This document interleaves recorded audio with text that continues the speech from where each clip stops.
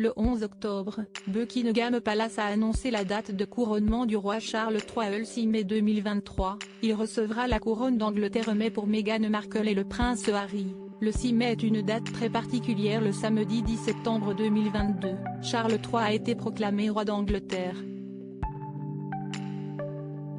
2 jours après le décès de sa mère, Elisabeth II, disparue au château de Balmoral en Écosse, l'époux de Camilla Parker Bowles a pu accéder au trône.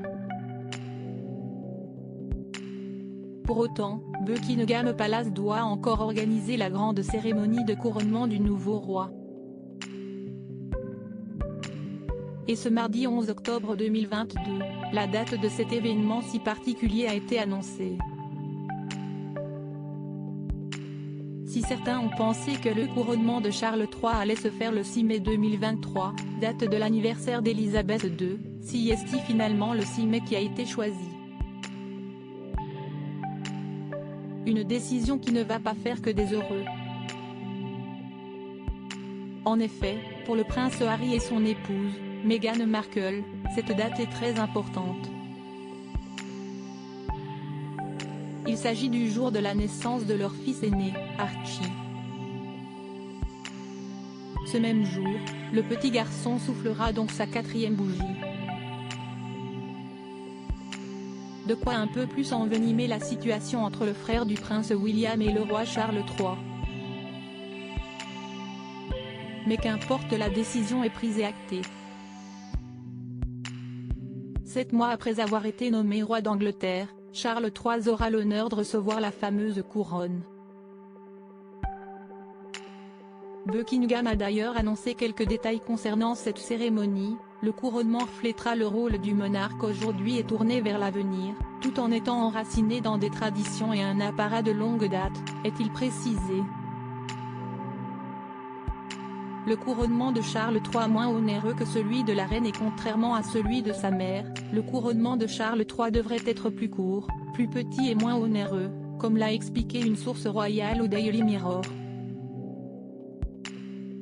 2000 convives devraient tout de même être invités pour voir le père des princes William et Harry installé sur un trône dans ses habits d'apparat à l'abbaye de Westminster. Il recevra les symboles du royaume, le sceptre, le bâton et l'orbi du souverain. La cérémonie va conserver une structure similaire depuis plus de 1000 ans. Au cours des 900 dernières années, elle a eu lieu à l'abbaye de Westminster et depuis 1066, l'office service a presque toujours été dirigé par l'archevêque de Canterbury. Le souverain Owen, béni et consacré par l'archevêque. D'autres détails de la cérémonie vont être diffusés plus tard par Buckingham Palace.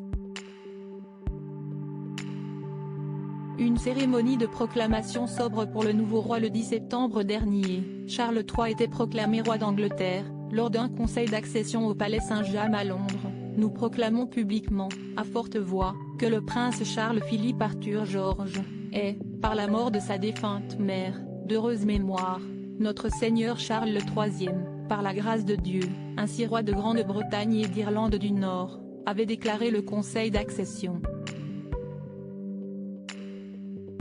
Que Dieu bénisse Sa Majesté. Lors de cette cérémonie, la nouvelle reine consort, Camilla Parker Bowles, le prince William était à ses côtés.